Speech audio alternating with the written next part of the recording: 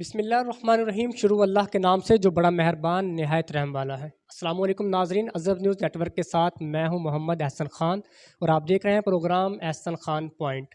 ناظرین محترم، آج ہمارے ساتھ پاکستان عوامی فلاحی پارٹی کے چیئرمین جناب شیراز الطاف صاحب ہمارے ساتھ موجود ہیں، جن سے ہم آج کے اقتدار کے حوالے سے بات کریں گے اور انہوں نے سیاست کا آغاز کب سے کیا اور کیا سوچ تھی ان کی اور کس منشور کے ساتھ وہ اپنی پارٹی کو لے کے چل رہے ہیں، یہ سب ہم آج ان سے جانیں گے. جی السلام علیکم. وعلیکم السلام. شیراز صاحب کیا حال ہیں آپ؟ تھینک یو جناب، بہت شکریہ، آپ نے وقت نکالا آج، مہربانی. سب سے پہلے تو ہم آپ کا شکریہ ادا کرتے ہیں کہ آپ نے اعظم نیوز نیٹ ورک کو ٹائم دیا، اور اس کے بعد شیراز بھائی ہم بتائیے گا کہ آپ نے سیاست کا آغاز کب سے کیا؟ میں سر 2006 میں نے آغاز کیا. میری عمر تب تھی، آپ کہہ لیں کوئی 24 سال.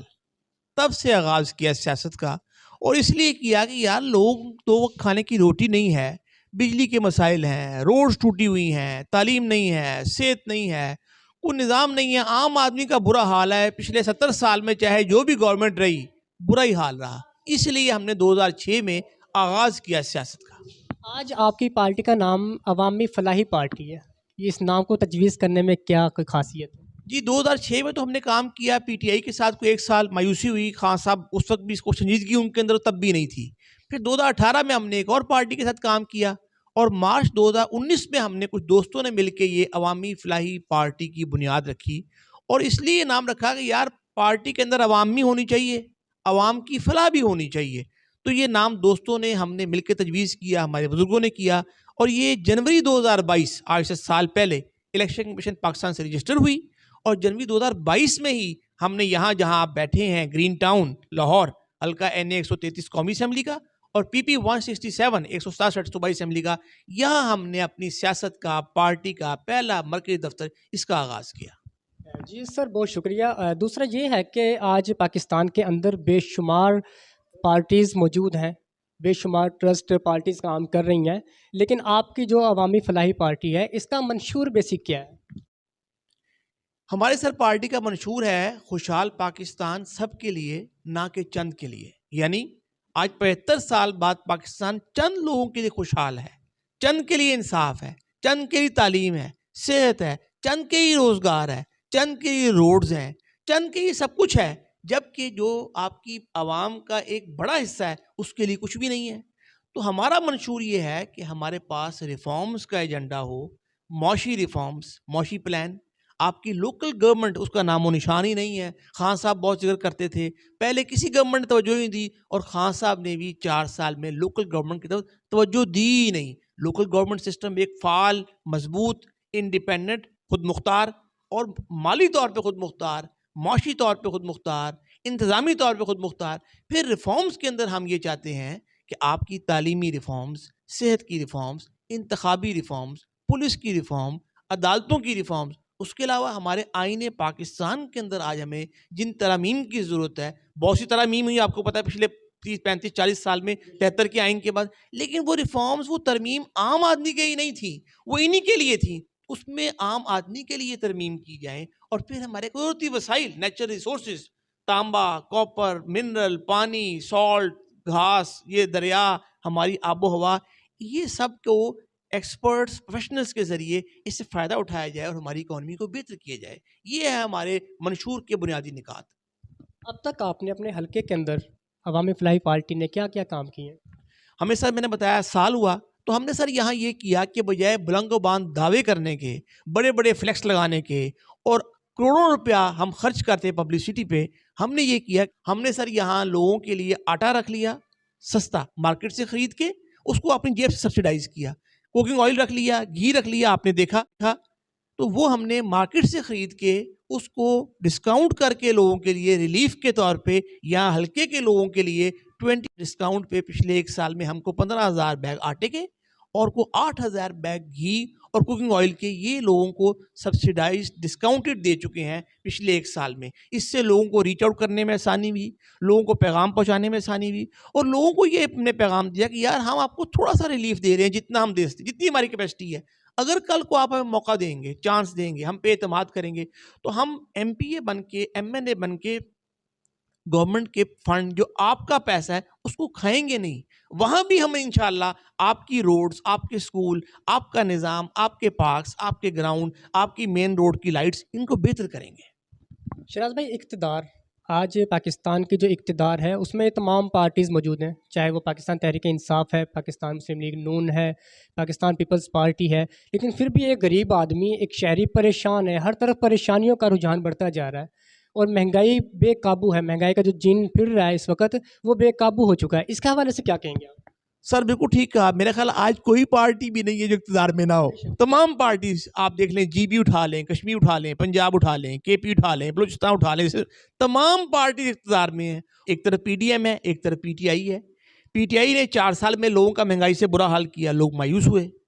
پی ڈی ایم نے اب پچھلے 8 ماہ میں قرضے مزید بڑھائے، مہنگائی مزید بڑھائی۔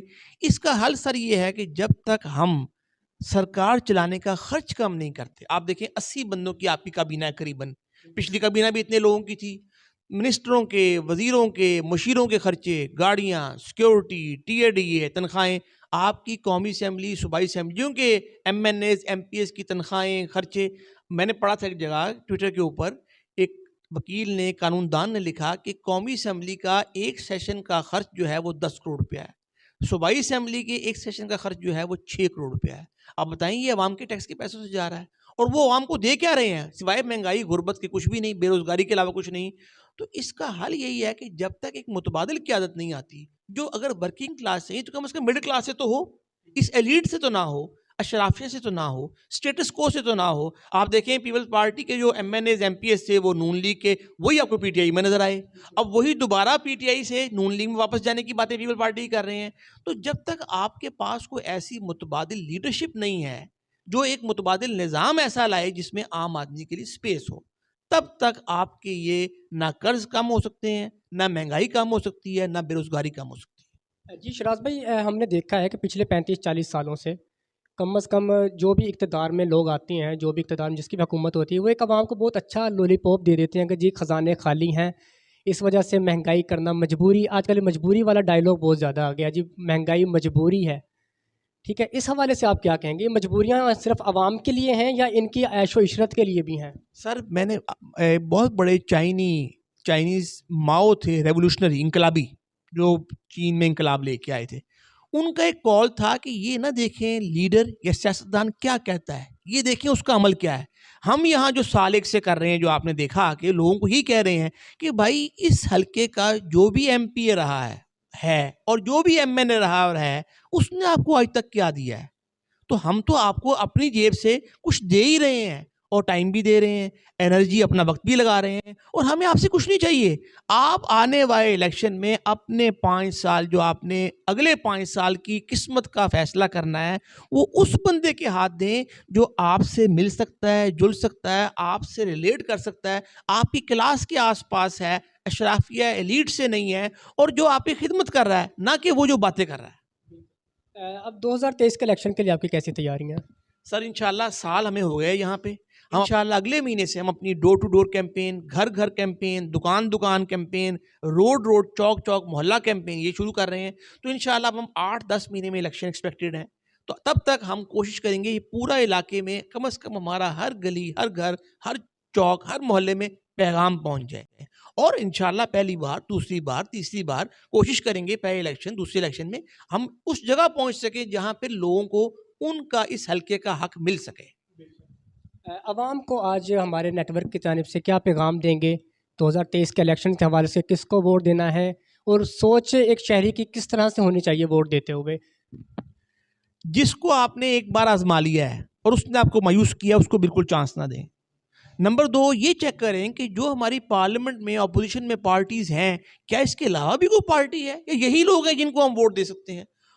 تو جس نے خدمت کی ہے، جو آپ کے ساتھ آپ کی مشکل میں کھڑا ہے، اس کو ووٹ دیں، باتوں میں ووٹ نہ دیں۔ اور آخر میں جو 60 کی دہائی کے، 70 کی دہائی کے ہمارے انقلابی عوامی شاعر تھے حبیب جالب، انہوں نے کہا تھا 22 کروڑ انسانوں زندگی سے بے گانوں، صرف چند لوگوں نے حق تمہارا چھینا ہے، خاک ایسے جینے پہ یہ بھی کوئی جینا ہے۔ بہت شکریہ، شراز الطاف صاحب ہمارے ساتھ موجود تھے، جنہوں نے پاکستانی عوام کو بہت اچھا پیغام بھی دیا۔ اسی کے ساتھ اجازت دیجیے گا، کیمرہ مین نعیم اکبر کے ساتھ محمد احسن خان، عزم نیوز نیٹ ورک، لاہور۔